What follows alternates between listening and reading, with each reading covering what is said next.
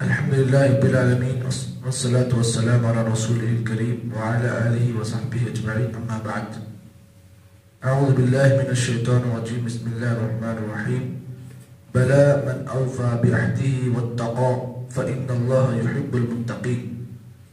سورہ آل عمران کی آیت نمبر 75 آپ کے سامنے پیش کی گئی۔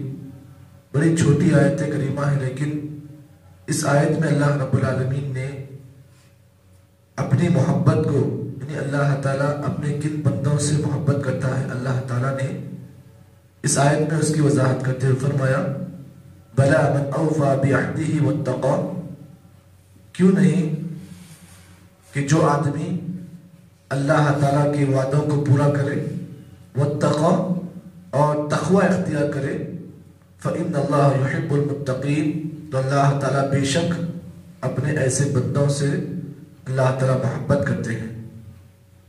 آیت کریمہ کا سلیس ترجمہ آپ کے سامنے پیش کیا گیا۔ آپ نے اس آیت سے یہ بات جان لی کہ اللہ تعالیٰ کی محبت حاصل کرنے کے لیے انسان کو کیا کرنا چاہیے۔ تو اللہ تعالیٰ نے اس آیت میں دو اہم اعمال بیان کیے ہیں جن کی وجہ سے اللہ تعالیٰ کی محبت بندے کے لیے واجب ہو جاتی ہے۔ پہلا عمل جس کے کرنے کی وجہ سے اللہ تعالیٰ اپنے بندے سے محبت کرتے ہیں وہ کیا ہے کہ بندہ اللہ تعالیٰ کے وعدوں کو پورا کرے، اور دوسرا عمل جس کے کرنے سے اللہ اپنے بندے سے محبت کرتے ہیں وہ ہے تقوی، اللہ کا ڈر، اللہ کا خوف بندہ اپنی زندگی میں پیدا کرے۔ یہ دو چیزیں ایسی ہیں، اللہ تعالیٰ نے آیت کے اختتام میں کہا فَإِنَّ اللَّهَ، بے شک اللہ تعالیٰ۔ جب کبھی کسی آیت میں اللہ تعالیٰ بے شک کا لفظ استعمال کرتے ہیں تو وہ چیز اللہ تعالیٰ کے لیے واجب ہو جاتی ہے، یعنی اللہ تعالیٰ حقیقت میں ایسے اپنے بندوں سے محبت کرتے ہیں۔ اس آیت میں اللہ تعالیٰ نے جو پہلا عمل جس کے کرنے کی وجہ سے اللہ کی محبت واجب ہوتی ہے وہ ہے اللہ کے وعدوں کو پورا کرنا۔ اللہ کا وعدہ اس روئے زمین پر یہ ہے کہ بندہ اللہ رب العالمین کے احکامات کو پورا کرے، اور اللہ تعالیٰ نے اسے جن جن کاموں کے کرنے کا حکم دیا بندہ ان کو اپنے اوپر واجب سمجھے۔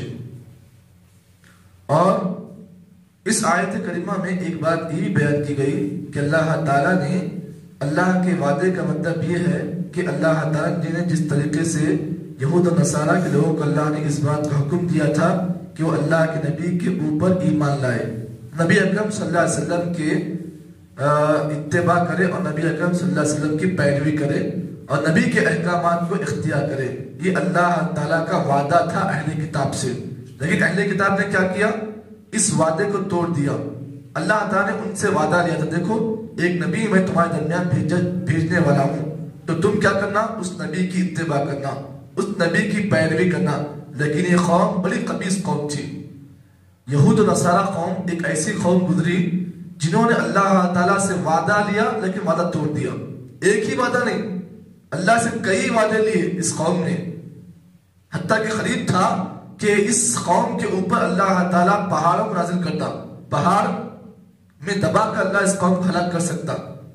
یہ قوم جو ہے یہود کی قوم، یہودی قوم ایک ایسے مقام پر رہا کرتی تھی کہ جس کے دونوں اطراف پہاڑ ہوتے، دونوں اطراف یہ قوم پہاڑوں کے درمیان رہتی، اور یہ قوم اتنی خبیث قوم کہ اللہ تعالیٰ ان سے وعدہ لیتا اور یہ اللہ سے وعدہ لیتے، لیکن اللہ تعالیٰ کے ہر وعدے کو یہ قوم توڑتی، لیکن پھر بھی اللہ تعالیٰ اس قوم کو مہلت دیتا، سدھر جاؤ سدھر جاؤ۔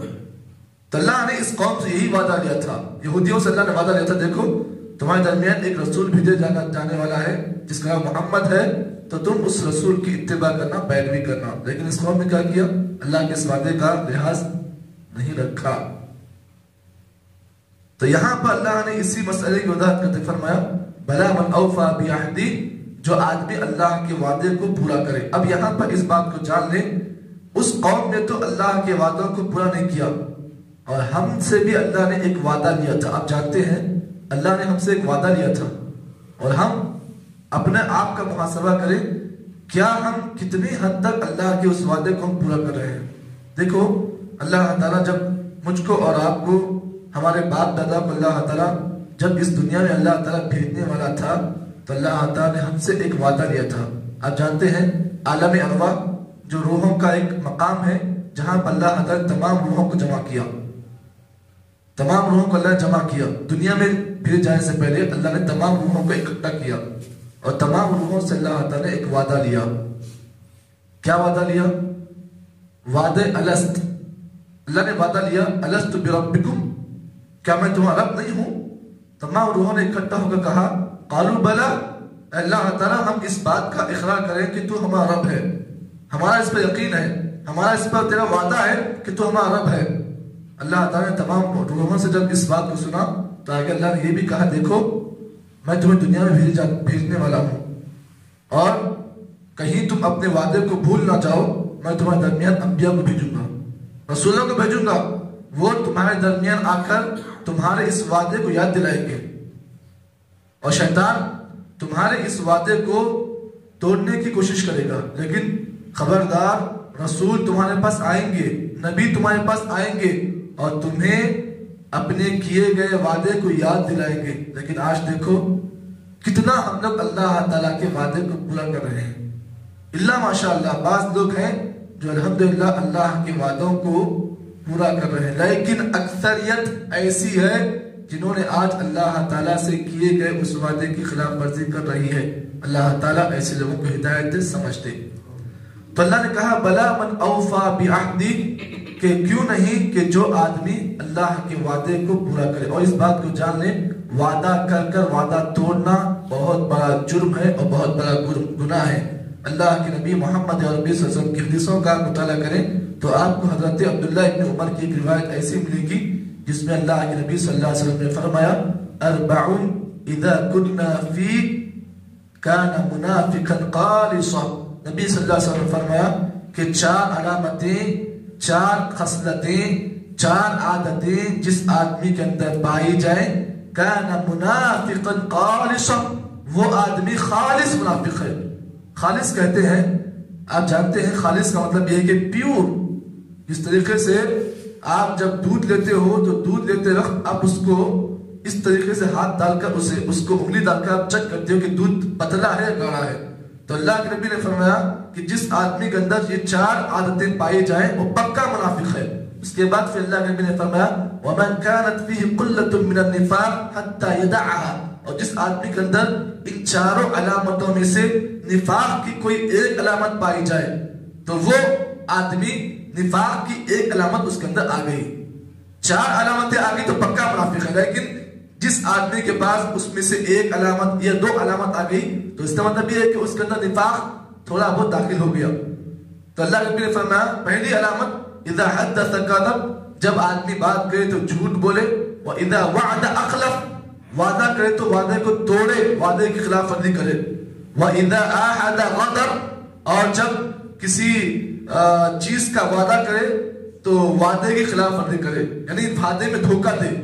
اور چوتھی چیز جو آج ہمارے معاشرے میں بہت زیادہ ہے، خصوصاً نوجوان طبقہ اس میں ملوث ہے، وَإِذَا خَاتَمَ فَجَرْ، جب بھی جھگڑا ہو تو گالی دینے میں پہل کرے.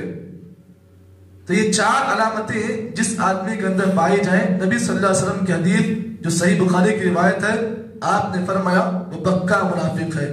تو پتہ یہ چلا کہ جس آدمی کے اندر 4 علامتیں ہیں وہ پکا منافق ہے، اور جس آدمی کے اندر ان 4 میں سے ایک علامت پائی جائے یا 2 علامت پائی جائے تو اس کا مطلب یہ ہے کہ اس کے اندر ایمان اور نفاق دونوں آ گئے. اور یاد رکھیں جہاں پر ایمان ہوتا ہے وہاں پر نفاق نہیں آ سکتا ہے. پکا ایمان جہاں پر ہو وہاں پر آدمی کے اندر نفاق نہیں آ سکتا ہے.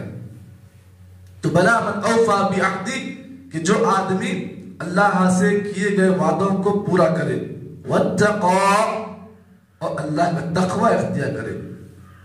اب یاد رکھیں اس آیت کی تفسیر میں حضرت عبداللہ ابن عباس رضی اللہ تعالیٰ جو بڑے مفسر قرآن میں سے تھے، انہوں نے کہا لا یکون الرجل متقیا، آدمی اس وقت تک متقی نہیں بن سکتا ہے.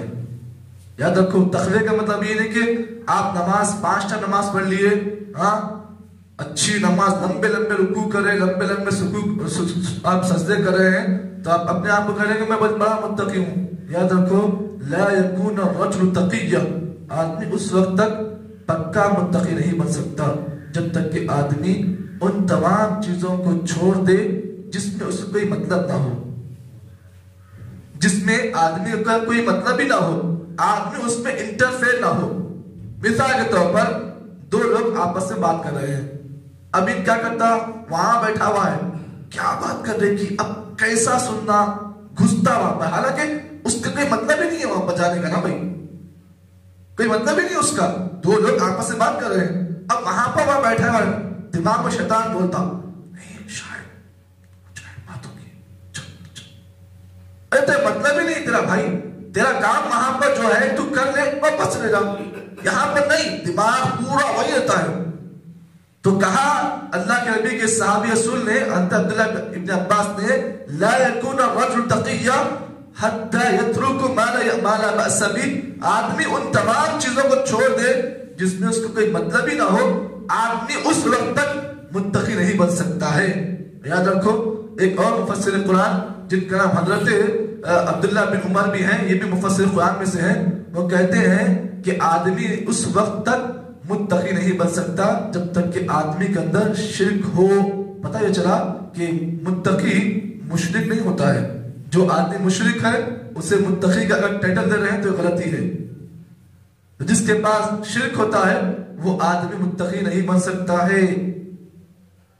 اس کے بعد اللہ نے کہا فَإِنَّ اللَّهَ يُحِبُّ الْمُتَّقِينَ، اللہ تعالیٰ اپنے متقی بندوں سے محبت کرتے ہیں. تو اس آیت میں اللہ تعالیٰ نے اللہ کی محبت کیسے حاصل ہوتی ہے اس میں دو چیزوں کو بیان کیا. ایک تو پہلی چیز اللہ کے وعدے کو بندہ پورا کرے، اور دوسری چیز بندہ اللہ کا تقوی اختیار کرے. یہ دونوں اعمال ایسے ہیں جس کے کرنے کی وجہ سے بندے پر رب کی محبت واجب ہو جاتی ہے. آگے کی آیت میں اللہ تعالیٰ نے یہ بات بیان کی کہ جو لوگ دنیا میں آج بہت سارا یہ مزاج بن چکا ہے یا پھر یہ فیشن ہو چکا ہے لوگوں کا کہ لوگ کیا کرتے ہیں، قسم کھانے میں بہت جلدی کرتے ہیں اور جھوٹی قسمیں کھاتے ہیں. بہت ہی عام ہے یہ رواج. یہ جہاں پر یہ رواج مردوں میں عام ہے وہیں پر یہ رواج عورتوں میں بھی عام ہے. بہت جلدی قسمیں کھاتے ہیں. اب یہاں پر اللہ نے آگے کی آیت میں اللہ نے انشاءاللہ کل کے درس میں یہ بات ہوگی کہ جو لوگ بات بات پر قسم کھاتے ہیں اور جھوٹی قسم کھا کر اپنا کاروبار چمکاتے ہیں، ایسے لوگوں کا انجام کیا ہوگا. اللہ نے آگے کی آیت میں اللہ نے اس کی وضاحت کی. اللہ رب العالمین سے دعا کرتے ہیں کہ اللہ تعالیٰ مجھ کو اور آپ کو ان تمام عادتوں سے، ان تمام باتوں سے اللہ تعالیٰ مجھ کو اور آپ کو دور رکھے جس سے رب ناراض ہو. اللہ تعالیٰ کی محبت اللہ تعالیٰ ہمارے لیے واجب کر دے. جزاک اللہ خیر. سبحان اللہ بحمدہ، سبحانک اللہم بحمدک، نشہد ان لا الہ الا انت، نستغفرک ونتوب الیک.